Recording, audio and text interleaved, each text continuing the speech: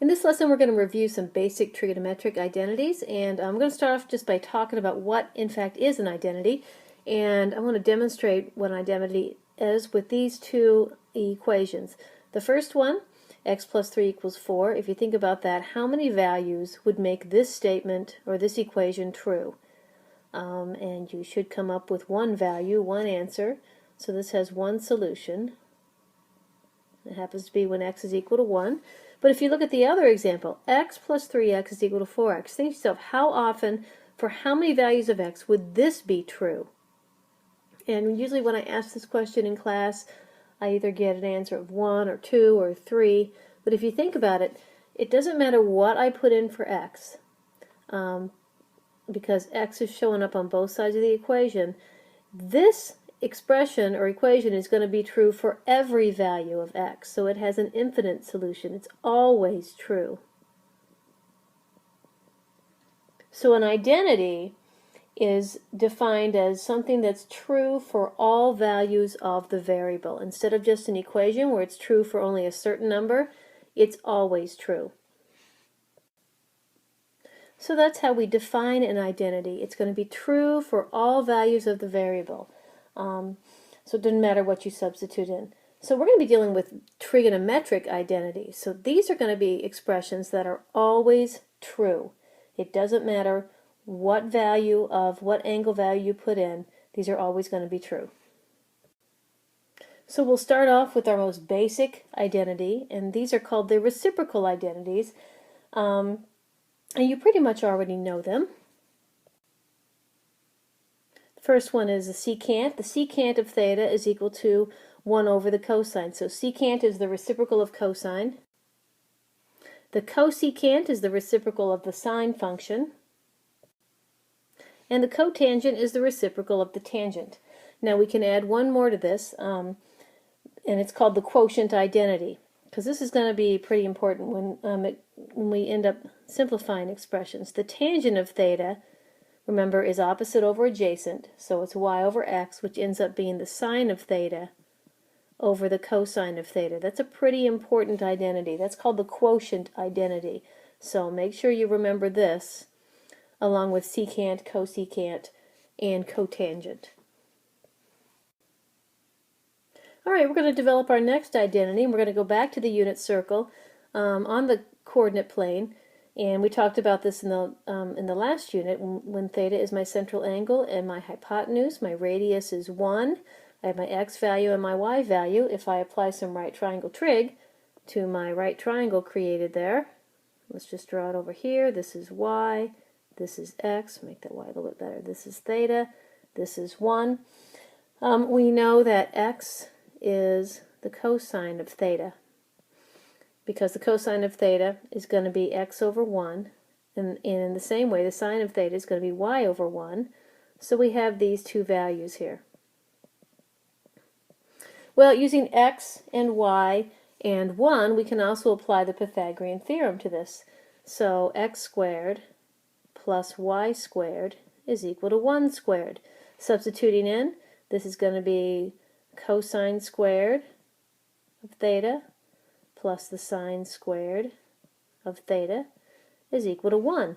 That is the Pythagorean identity, and we're going to use that quite a bit. So he shows up quite often when we solve equations, when we want to simplify expressions. He's a pretty important identity as well, so write that down and box that one in. There are two other versions of this that we can write. So if I start with cosine squared plus sine squared is equal to 1, if I solve for cosine, I have an expression, or if I solve for cosine squared by subtracting sine, I have 1 minus sine squared. In the same way, I can solve for sine squared. So it's good to know these three, the Pythagorean and the two other versions of it, because depending on what you need to do, you might have to use one of these as well. So all three of these represent the same expression, just solved for one or the other. All right, I'll demonstrate what you're going to need to do when the instructions say to simplify the expression. Basically, you're going to rewrite it until you get either a single number or a single trig function or a combination of a number and a trig function, and you can't reduce it anymore. So here's our original expression, 1 over sine squared minus cosine squared over sine squared. And we want to reduce that down and see how simple we can get it. If you look, everything is squared. So that's telling me that I'm going to probably use some kind of Pythagorean identity. I have two fractions here. When we have separate fractions, it's always a good idea to write them as a single fraction. Lucky for us, the denominators are common, so we're just going to write the numerator over the single denominator, which is 1 minus cosine squared over sine squared. Now remember how I just said that we're going to have to recognize the different forms of the Pythagorean identity. If you look at the 1 minus cosine squared, we just did that. That is a version of the Pythagorean identity, and that's equal to the sine squared of theta. So I'm going to replace that with the sine squared of theta, and now my expression is sine squared over sine squared, which reduces to 1. So 1 is my final answer. You have to show these steps. If you don't show these steps, I'm not going to give you credit. Even if you can do this in your head, I need to know that you know what you're doing. So the next type of basic identity, these are called the even and odd identities. They're also called the symmetric identity because they have to do with what axis the function is symmetric around. All right, a function is even if it is symmetric over the y-axis. So a demonstration of that would be the cosine function. If I'm going to sketch this guy out really quickly. Remember, he always starts at max on the y-axis, but I'm going to sketch him where he's centered over the y-axis. It's still a cosine function, and he's symmetric over the y-axis. If I fold this side of him over the y-axis, he would match up with the other side. So the cosine is an even function. Cosine of theta, so y equals is even. And if you think about just in generalities, if I have a point in the first quadrant, and then over here this represents a negative, cosine is positive in the first and fourth quadrant, so when I have a positive angle and a negative angle, I have the same value of cosine.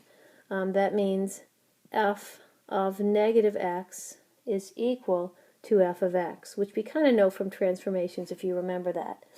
So the cosine behaves that way. Okay, so a function is odd if it is symmetric through the origin. Remember, we can't have anything symmetric across the x-axis because then it wouldn't be a function. But symmetric through the origin looks like our sine curve, because our sine curve is negative in the fourth quadrant and positive in the first quadrant. If we follow the rules of symmetry for through the origin, you are negating your values. F of negative x, so when I negate my x, I'm negating my y value. So these are called the even and odd identities, but they're also the symmetric identities, which I'm going to summarize. Alright, so here are our symmetric identities that we're going to work with. The first one is the sine of a negative angle is equal to negating the sine of the positive angle. Think of our quadrants where sine is positive and sine is negative. The sine of, let's say, a negative angle, negative 30, would be equal to negative sine of 30 because sine is negative in the fourth quadrant. But the cosine of a negative angle is equal to the cosine of the positive angle. So cosine of negative 30 is equal to cosine of 30 because it's positive in the fourth quadrant. And then tangent behaves like the sine function because the tangent graph is symmetric through the origin. So these are our three symmetric identities. We're going to finish up by an example to kind of show you more of what we're going to do in class.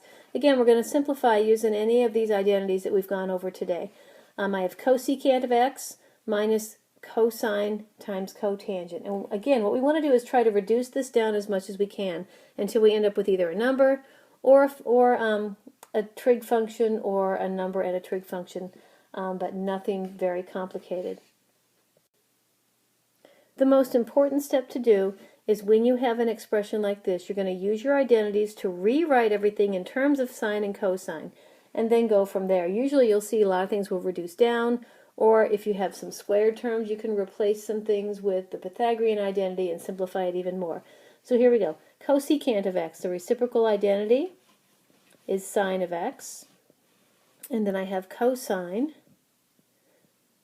and then cotangent. Cotangent, if I write as a reciprocal identity, if tangent, instead of writing 1 over tangent, remember tangent is sine over cosine. So if I want to write cotangent in terms of sine and cosine, the cotangent is going to be cosine over sine, and that's what you want to put in here. So the cotangent is cosine of x over sine of x. Now please be careful, this is really cosine of x over 1, so when you combine these, you can't reduce, but the cosine and the cosine are going to multiply together, and we're almost left with what we had in our original example, 1 over sine of x minus cosine squared over sine. We have the same denominator, so I'm going to combine the numerator.